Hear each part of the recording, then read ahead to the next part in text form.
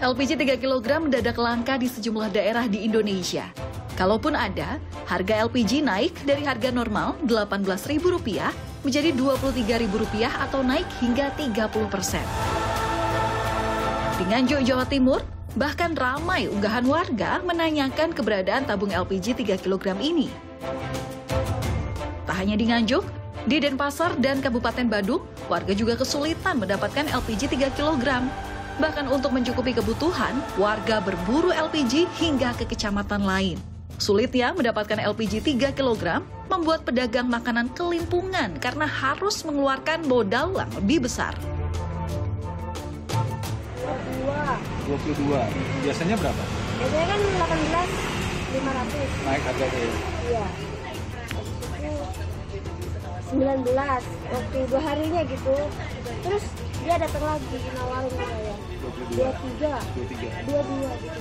Baru saya gini, ya udah saya ngajarin gas aja, mau dijual berapa kan saya kan gitu. Selain itu, para pedagang mengaku tidak bisa lagi menjual karena tak ada pengiriman. Pemasok hanya mengirimkan LPG ukuran 12 kg. Pedagang khawatir jika gas melon kembali tersedia, harganya akan lebih mahal daripada sebelumnya. Mengatasi kelangkaan LPG 3 kg, pemerintah Kota Denpasar melalui Dinas Perindustrian Kota Denpasar menggelar operasi pasar khusus untuk LPG 3 kg di 4 pasar di Kota Denpasar. Khusus LPG 3 kilo, karena memang kondisinya sekarang di Denpasar LPG 3 kilo sedang langka.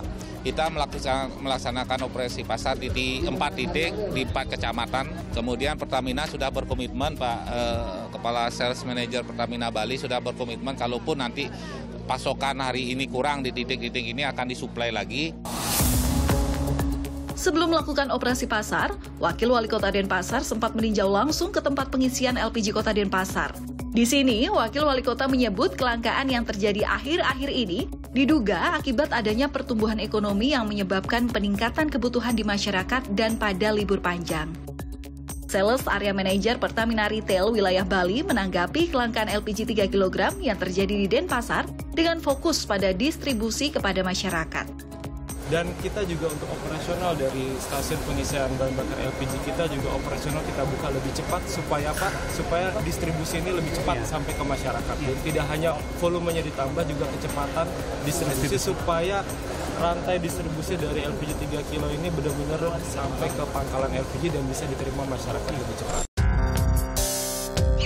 Namun tak hanya kelangkaan LPG, harga bahan pokok di sejumlah wilayah di tanah air pun mengalami kenaikan. Di Medan, sudah sepekan berlalu, harga bahan pokok terus mengalami kenaikan.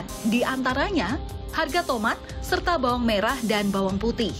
Harga bawang merah dan bawang putih di pasar tradisional Petisah Medan per kilogramnya mencapai Rp40.000. Padahal sebelumnya, harga dua komoditas ini hanya dibanderol dengan Rp32.000 per kilogram.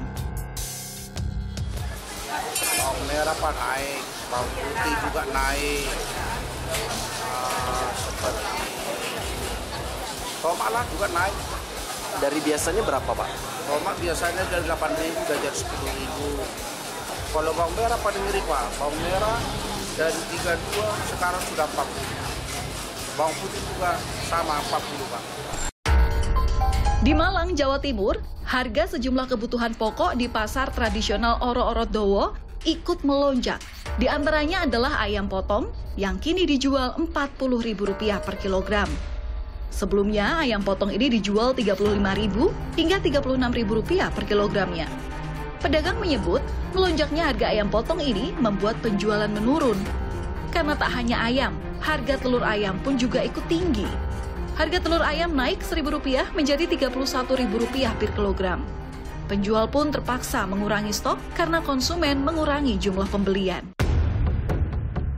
Menanggapi kenaikan harga bahan pokok, pengamat ekonomi dari Indef, Tauhid Ahmad, mengingatkan pemerintah agar mewaspadai ancaman inflasi khususnya soal harga telur ayam. Ia menyarankan agar operasi pasar segera dilakukan untuk menekan harga. Operasi pasar dengan memotong rantai distribusi akan lebih realistis dibandingkan harus relaksasi impor atau subsidi jagung di kalangan peternak.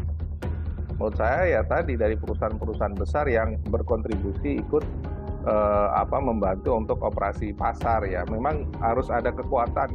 Misalnya yang operasi pasar, kalau menurut beberapa proses itu bisa menurunkan harga kalau operasi pasar itu bisa di atas 15-20% yang dioperasi pasar dari kebutuhan. Tapi kalau rendah, kecil ya, seringkali di bawah 15%, 10%, itu pengaruh harganya juga nggak terlalu signifikan.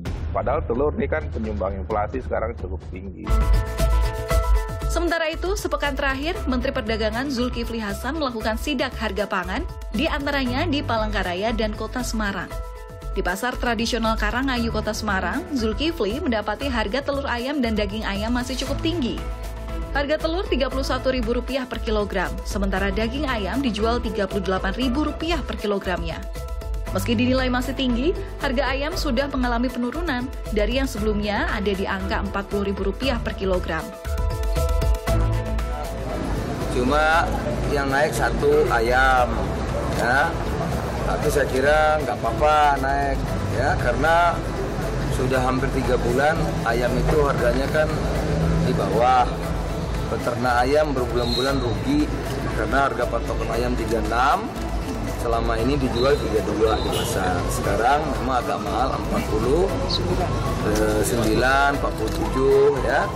Saya kira sambil pelan-pelan saya urus agar normal kembali, tapi 1 bulan, setengah bulan ini kita kasih kesempatan. Namun, tidak semua masyarakat bisa menunggu. Penelusuran akar masalah tanpa solusi yang efektif sama saja memberi masyarakat harapan kosong. Kebutuhan pokok masyarakat tidak bisa ditunda-tunda. Masyarakat hanya bisa berharap pemerintah berupaya segera.